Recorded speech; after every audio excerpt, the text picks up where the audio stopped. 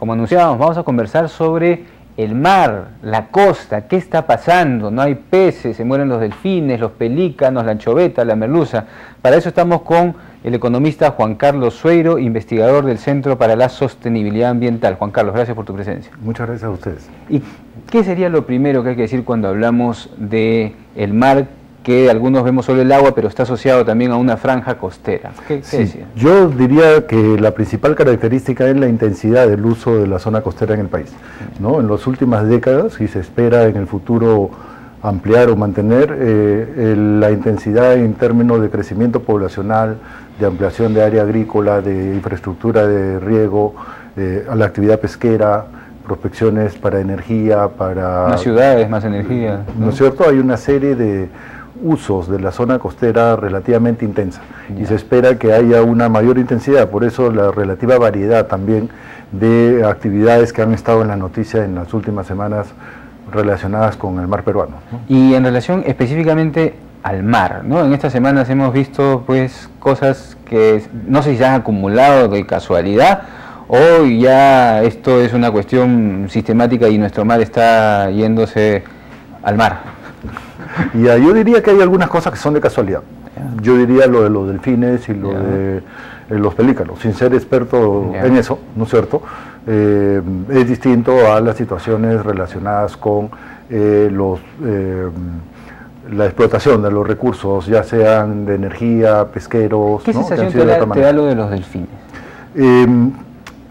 De incertidumbre, en primer lugar por la situación en que ha ocurrido en los últimos días el tema, ¿no es cierto? Lo que sí es muy claro es que son dos procesos distintos, dos eventos distintos, lo de los pelícanos y lo de los delfines. La ubicación geográfica también es diferente, son más dispersos en el caso de los pelícanos. Y una situación como más clara, es mayoritariamente juveniles los que están muertos por inanición y por lo tanto probablemente no puedan llegar más profundamente a tener éxito como los más grandes en relación a alimentos. ¿Y lo de los delfines tú es más complejo? ¿Puede estar asociado al tema del petróleo? Es más complejo. Lo de delfines es más complejo en la medida de que los delfines no tienen, en primer lugar, han sido muertos, se han muerto entre Lambayeque y Piura, ¿no es así? Entonces ahí hay un tema relacionado con el hecho de que es relativamente lejos de la zona donde es la sísmica. Por otro lado, y eso habría que confirmarlo, ¿no? En todo caso, ha habido mortandad antes, durante y después de la sísmica, ¿no? Sí. Entonces ese es un asunto que hay que tomar en cuenta. Y lo tercero es, siendo la distancia larga, es extraño que varios se mueran en una zona más o menos definida, es decir, los 900, 800 delfines en varias semanas, por supuesto, no todos juntos, ¿no es cierto? Han estado yéndose desorientados a morir entre Lambayeque y Piura, ¿no es cierto? ¿No? Además recuerda que en esa situación tampoco pudieran ser pescadores artesanales, ¿no es cierto? Porque los pescadores, si fueran, no sé, pues 20 o 30 los delfines muertos, pero 900 es imposible. Una de las hipótesis que hay es que hay un virus. El problema es todo que se ha suscitado que ha habido un apoyo de una institución estadounidense que al parecer todavía no se ha concretado, ¿no es cierto? Sí, hay versiones, hay un tema ahí de esa naturaleza, pero probablemente pueda ser un virus que entre manadas, por decirlo de alguna manera, ¿no? Para afectar a 900, ha podido estar relacionándose, en fin. Todavía no queda claro el asunto, ¿no? Eso no quita el tema de que tengamos que revisar los aspectos relacionados con el estudio de impacto ambiental de la sísmica. Porque el estudio decía que podría afectar a los delfines. Ahí hay varias zonas grises en relación al tema de cómo se realiza, en primer lugar en la práctica, el barrido, y por otro lado los estándares de los estudios de impacto ambiental. Esos son sí aspectos que creo que son indispensables poder afrontar, porque si tú ves un mapa, las prospecciones sísmicas se van a hacer prácticamente todo el litoral, porque todo el litoral autorizadas en está concesionado. Exacto. Entonces eso es un tema a afrontar porque no solamente va a pasar en Tumbes o en Vila, sino que en varias zonas del litoral y bueno es prevenirlo. Y en relación, dejando de lado el tema de los delfines y pelícanos, a la pesca, ¿qué pasa en el país? ¿No? Porque en realidad con esto de las merluzas sale a flote, ¿no? Que hay una pugna entre diversos intereses. Ahí, ¿cómo enfocarlo para que los peruanos podamos entender qué está pasando en este mar? Que todos hablamos del mar de Grau, es hermoso, variado, diverso, pero en la práctica está en peligro. Sí, nuestro mar es productivamente importante. Tenemos una pesquería de anchoveta muy grande, la más importante del mundo en términos de una sola especie, y varias otras pesquerías también relacionadas con ella. Pero eso no quiere decir que sea infinito, ¿no es cierto? Hace bastantes décadas que se sabe que los recursos marinos no son infinitos. Sí. Y en ese sentido, lo que es importante es garantizar la sostenibilidad de los recursos pesqueros. Es lo que mandata la ley, es lo que mandata la FAO, es lo que mandata todo lo relacionado con la importancia de la sostenibilidad. Pero las autoridades, el ministerio tiene la fuerza para ello. El último hecho, la viceministra salió casi porque se peleó con los merluceros. Sí, en parte, y en parte también por aspectos relacionados con las propias vinculaciones en el propio ministerio. Pero yo te diría, para poder ampliar el sentido de la perspectiva, es que es indispensable tener un sentido de la sostenibilidad. Y ahí los recursos en realidad en el país están en diferentes situaciones. Yo te diría, por ejemplo, el estado de anchoveta está en una situación relativamente sana, comparado, por ejemplo, al estado de merluza, que está en un proceso de recuperación, o la pota, ¿no es cierto?, que es un recurso en gran abundancia, en donde hay una pesquería importante de los pescadores artesanales y además de la pesquería artesanal propiamente costera, ¿no es cierto?, donde hay serios problemas. Claro, porque los pescadores artesanales se quejan de que ya no tienen las faenas como antes había, ¿no? No, de eso no hay duda. O sea, las especies estrictamente costeras se han reducido. O sea, las que están cerca a la playa. Se han reducido, las de que son de peña o las que son cerca, varias de ellas se han reducido de manera importante. El caso más representativo es cuánto cuesta un lenguado ahora en cualquier Un lenguado está en por lo menos 50 soles el kilo, por lo menos. ¿No? Un precio nunca antes visto, digamos. Y refleja escasez, ¿no? Entonces, hay un tema ahí relacionado a eso, que tiene que ver también con la sostenibilidad de nuestra propia gastronomía. O sea, el tema de la sostenibilidad pesquera no es papel, ¿no es cierto? Son varias cosas que tienen que ver con el hecho de que si no hay recurso, no hay inclusión social, no hay empleos, ¿no? Para eso. Te voy a poner un ejemplo. Hace 20 años capturábamos casi 3 millones de toneladas de sardina. 3 millones de sardinas 3 millones de toneladas al año. Ahora nadie se gana la vida pescando ni procesando sardina. Se acabó simplemente. Sí, está extinguida comercialmente. Entonces, en esa dimensión es lo que puede pasar, ¿no? Claro, hay otros recursos, pero ese no es el punto, ¿no es cierto? Sino la necesidad de tener una explotación sostenible de los recursos. Tiene que ver también con aspectos relacionados con los mercados. Cada vez los mercados están exigiendo, internacionales, ciertos estándares de sostenibilidad en la pesquería, no en el producto.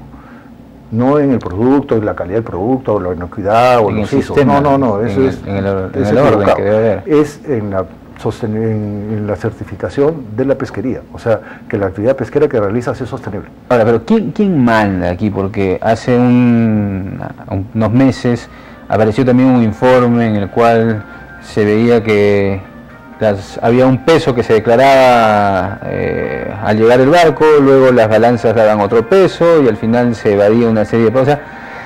Y el ministro Curburneo también sacó que tenían una deuda como de un mundo de plata. Entonces, ¿quién manda en la pesquería? ¿Quiénes son los reyes de la pesca? Hay un relativo desorden en la pesca. No quiero decir que toda la pesca esté desordenada, ojo, ¿no? Pero hay un relativo desorden.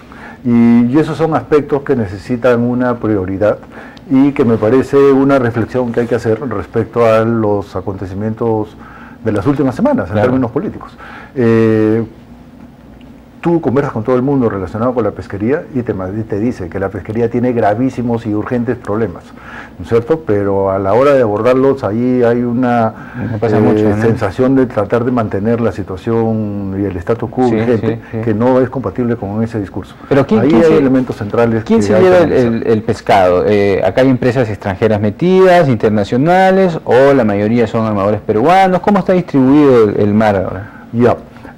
Bueno, hay una pesca artesanal, que es...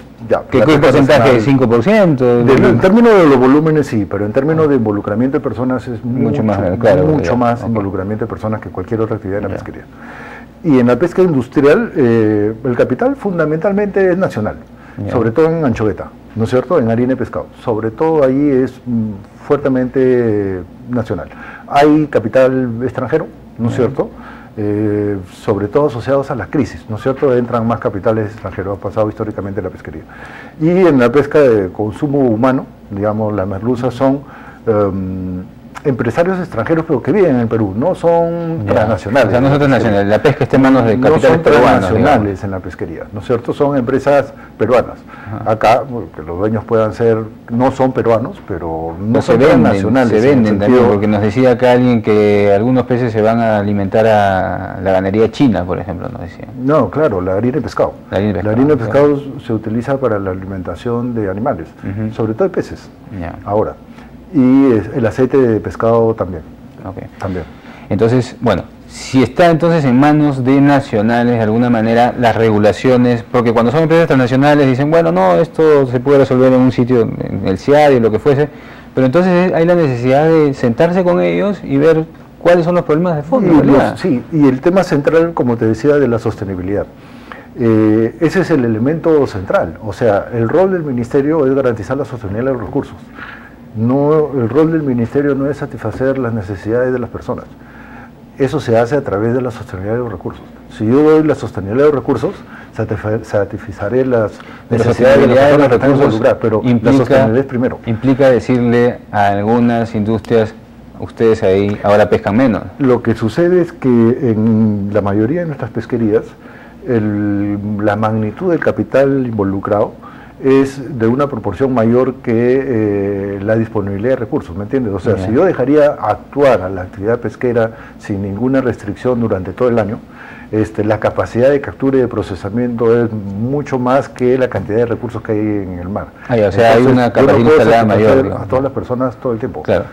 Esa es la situación de la pesquería peruana. Tratar de pensar de que se puede satisfacer a todas las personas involucradas todo el tiempo, en la situación en que está, no es sostenible. Claro, y no solo en el Perú, sino porque yo he revisado, ojeado informes que dicen que esto en 30 años, el mundo, en realidad todos los mares podían llegar a un colapso porque la industria de la pesca es enorme, ¿no?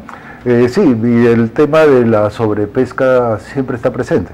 O sea, es mucho más difícil sacar un barco que entrar un barco, ¿no es cierto? Entonces ese es un tema que hay que ver, ¿no? Me comentaban, por ejemplo, a comienzo del gobierno de Belaunde, el segundo gobierno de Belaunde, luego del ajuste de la crisis del año 72-73, varias empresas, varias embarcaciones anchoveteras se exportaron, se vendieron como una forma de liberarse, digamos, de embarcaciones.